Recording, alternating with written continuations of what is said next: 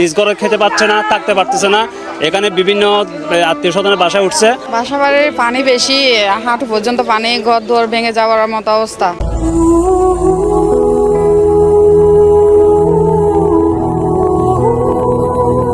এই মুহূর্তে ভয়াবহ বন্যায় ডুবে আছে গোটা চট্টগ্রাম। অথচ চট্টগ্রাম বাংলাদেশের অর্থনীতির প্রবেশদ্বার, যেখানে দেশের প্রায় 90% আন্তর্জাতিক বাণিজ্য সম্পন্ন হয় এবং প্রায় 60 লাখ মানুষের জীবন জীবিকা এখানে। এই শহর শুধু একটি নগর নয়, এটি জাতীয় প্রবৃদ্ধির অন্যতম চালিকা শক্তি। তারপরেও জলাবদ্ধতা নিরসনে দৃশ্যমান কোনো উন্নয়ন নেই। জানলে অবাক হবেন, হাসিনার আমলে এই জলাবদ্ধতা নিরসনে লোক দেখানো উন্নয়ন বাবদ 14,000 কোটি টাকা খরচ করা হয়েছে, কিন্তু কাজের কাজ কিছুই হয়নি। প্রশ্ন হচ্ছে, এত অর্থ খরচের পরেও কেন চট্টলাবাসী দুর্দশা লাঘব হয়নি? কেন প্রতি বছর সামান্য বৃষ্টি হলেও পানির নিচে তলিয়ে যায় জেলাটি? চলুন বিস্তারিত জেনে নেওয়া যাক। 2025 সালের একদিনের ভারী বর্ষণে 150 মিলিমিটারের বেশি বৃষ্টিপাত চট্টগ্রাম নগরীর বড় অংশকে অচল করে দেয়। 2026 সালেও একই চিত্রের পুনরাবৃত্তি হয়েছে। পানি নামতে কয়েকদিন সময় লাগা প্রমাণ করে যে বিদ্যমান ড্রেনেজ অবকাঠামো বাস্তব চাহিদার সঙ্গে সামঞ্জস্যপূর্ণ নয়। এই বাস্তবতা ইঙ্গিত দেয় সমস্যাটি সাময়িক নয়, বরং দীর্ঘমেয়াদী কাঠামোগত ব্যর্থতার ফল। জলাবদ্ধতা নিরসনে প্রায় 14,000 কোটি টাকার বেশি ব্যয়ে একাধিক মেগা প্রকল্প বাস্তবায়নাধীন। কাগজে কলমে অগ্রগতি দৃশ্যমান, কিন্তু নাগরিক অভিজ্ঞতা অপরিবর্তিত। নীতিগতভাবে এখানে একটি মৌলিক বিভ্রান্তি কাজ করছে। প্রকল্প সম্পন্ন হওয়াকে সাফল্য হিসেবে গণ্য করা হচ্ছে, কিন্তু সমস্যার কতটুকু সমাধান হয়েছে তা নিয়ে কারো মাথা ব্যথা নেই। শেখ হাসিনার সংসদে প্রতি বছর হাজার হাজার কোটি টাকা অর্থ ছাড় করেছে। সেখান থেকে বেশিরভাগ অর্থই ঢুকেছে নেতাদের পকেটে, কিন্তু কাজের কাজ খুব একটা হয়নি। পাশাপাশি গত 4 দশকে চট্টগ্রামের প্রায় 70% প্রাকৃতিক জলাধার বিলুপ্ত হয়েছে। পুকুর, খাল, জলাভূমি যেগুলো একসময় বৃষ্টির পানি ধারণ ও নিষ্কাশনের প্রাকৃতিক মাধ্যম ছিল, সেগুলো ভরাট হয়ে গেছে। নগর উন্নয়ন প্রকল্পগুলো অনেক ক্ষেত্রে হাইড্রোলজিক্যাল বাস্তবতা বিবেচনা না করেই বাস্তবায়িত হয়েছে। নিচু এলাকায় আবাসন নির্মাণ, প্রাকৃতিক প্রবাহ পথ বন্ধ করা এবং অপর্যাপ্ত ড্রেনেজ ডিজাইন সব মিলে শহর একটি কৃত্রিম বেসিনে পরিণত হয়েছে। তাড়াহুড়ো করে নেওয়া হয়েছিল জলাবদ্ধতা নিরসনের মতো জটিল প্রকল্প। সঠিকভাবে সমীক্ষাও করা হয়নি। মাঠ পর্যায়ে কাজ শুরু করতে গিয়ে ধরা পড়ে একের পর এক জটিলতা। 9 বছর পার হলেও এসব জটিলতা পুরোপুরি সমাধান হয়নি। শেষ মুহূর্তে এসে প্রকল্পের মেয়াদ আরও 2 বছর বাড়াতে হচ্ছে। এতে 3 বছরের প্রকল্পের বাস্তবায়নকাল দাঁড়াচ্ছে 11 বছরে। চট্টগ্রামের ভৌগোলিক অবস্থান অত্যন্ত ব্যতিক্রমী। একদিকে পাহাড়, অন্যদিকে কর্ণফুলী নদী এবং দক্ষিণে বঙ্গোপসাগর। স্বাভাবিকভাবে পাহাড়ে বৃষ্টির পানি দ্রুত নিচের সমতলে নেমে আসে। একই সময়ে নগরীর নিজস্ব বৃষ্টির পানি, পাহাড়ি ঢল এবং জোয়ারের প্রভাব একত্রে কাজ করলে খুব অল্প সময়ের মধ্যেই বিপুল পরিমাণ পানি জমে যায়।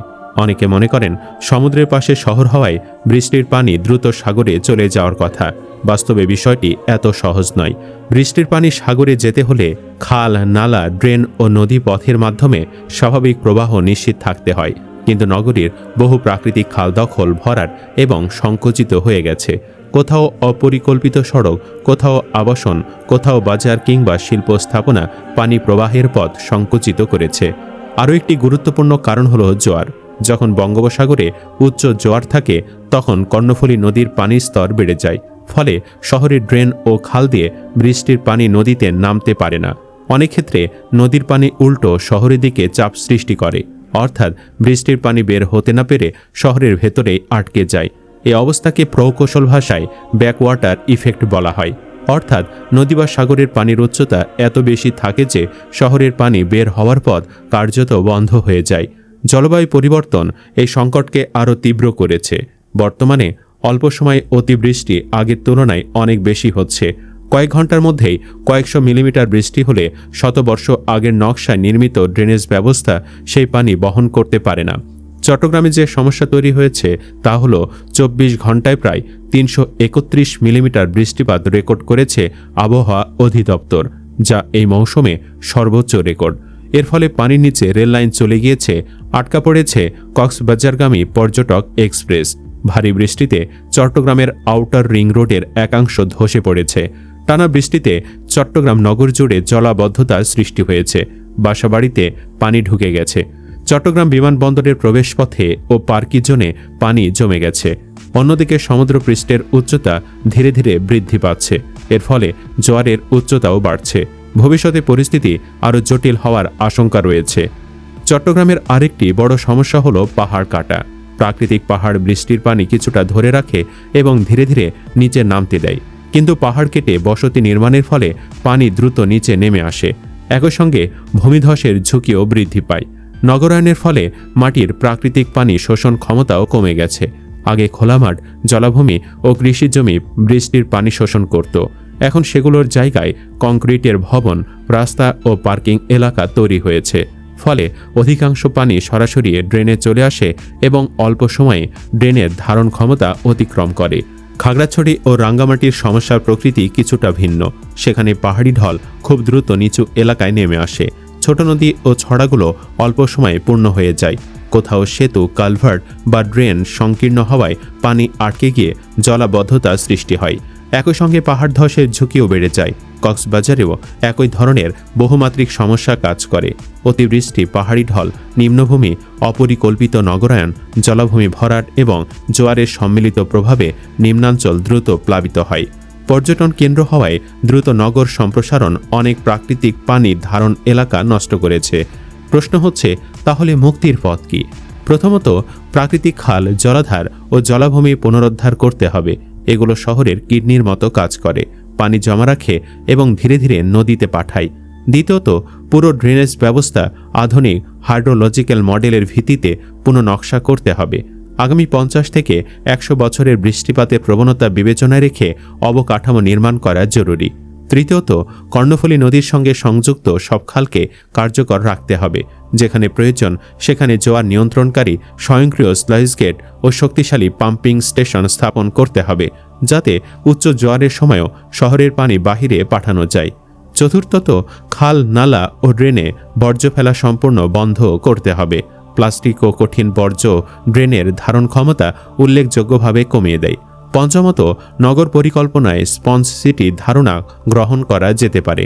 এই পদ্ধতিতে পার্ক, উন্মুক্ত সবুজ এলাকা, রেইন গার্ডেন, পারমিয়েবল পেভমেন্ট এবং কৃত্রিম জলাধারের মাধ্যমে বৃষ্টির পানি সাময়িকভাবে ধরে রাখা হয়, যাতে তা একসঙ্গে ড্রেনে চাপ সৃষ্টি না করে। ষষ্ঠত, পাহাড় কাটা কঠোরভাবে বন্ধ করতে হবে এবং ক্ষতিগ্রস্ত পাহাড়ে দ্রুত বনায়ন করতে হবে। এতে পানি প্রবাহ নিয়ন্ত্রিত হবে এবং ভূমিধসের ঝুঁকিও কমবে। সপ্তমত, আবহাওয়া পূর্বাভাস, ডপলার রাডার, কৃত্রিম বুদ্ধিমত্তা, রিয়েল টাইম বৃষ্টিপাত পর্যবেক্ষণ এবং স্বয়ংক্রিয় বন্যা সতর্কীকরণ ব্যবস্থা আরও শক্তিশালী করতে হবে। আগাম সতর্কতা মানুষের ক্ষয়ক্ষতি উল্লেখযোগ্যভাবে কমাতে পারে। সবচেয়ে গুরুত্বপূর্ণ বিষয় হলো, এটি শুধু প্রকৃতির সমস্যা নয়, এটি পরিকল্পনারও সমস্যা। অতিবৃষ্টি বন্ধ করা সম্ভব নয়, কিন্তু সেই বৃষ্টির পানি কিভাবে নিরাপদে নদী ও সাগরে পৌঁছাবে সে ব্যবস্থা আমরা অবশ্যই করতে পারি। চট্টগ্রামকে জলাবদ্ধতা থেকে মুক্ত করতে হলে খণ্ডিত নয়, সমন্বিত উদ্যোগ প্রয়োজন। নগর পরিকল্পনাবিদ, প্রকৌশলী, জলবিজ্ঞানী, পরিবেশবিদ, স্থানীয় সরকার, বন্দর কর্তৃপক্ষ এবং সাধারণ নাগরিক সবাইকে একই লক্ষ্য নিয়ে কাজ করতে হবে।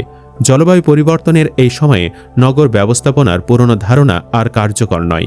ভবিষ্যতে চট্টগ্রামকে নিরাপদ রাখতে হলে আজই বিজ্ঞানভিত্তিক পরিকল্পনা, প্রাকৃতিক জলপথ সংরক্ষণ, আধুনিক ড্রেনেজ ব্যবস্থা, তথ্য প্রযুক্তি নির্ভর পানি ব্যবস্থাপনা এবং পরিবেশ বান্ধব নগর উন্নয়নের পথে এগুতে হবে।